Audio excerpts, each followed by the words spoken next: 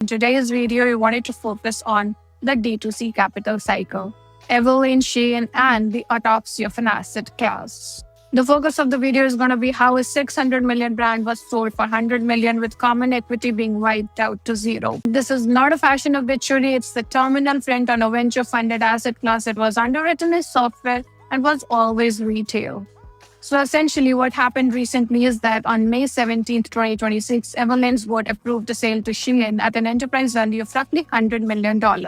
Holders of common stock received almost nothing. The seller, private equity firm that is Al Capitan, had carried the business near 600 million valuation when it took control in 2020. Now the headline out here writes itself: a radical transparency brand absorbed by ultra-fast fashion machine that it was meant to repudiate. But the brand irony is the least interesting part of this particular story.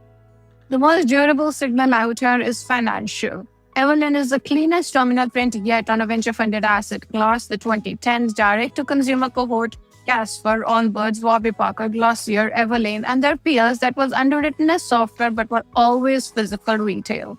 These businesses are priced on technology multiples, marketed on rented social platform demand, and capitalized like growth startups.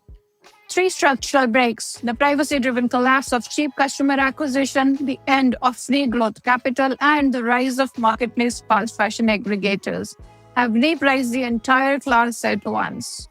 The tale out here is the direction of the capital. It is now flowing in reverse. The disruptors are being absorbed as distressed brand IP by incumbents that they were supposed to displace. Evelyn into Shein as the consumer sector instance of pattern allocators should expect to see repeated over and over again in the coming future.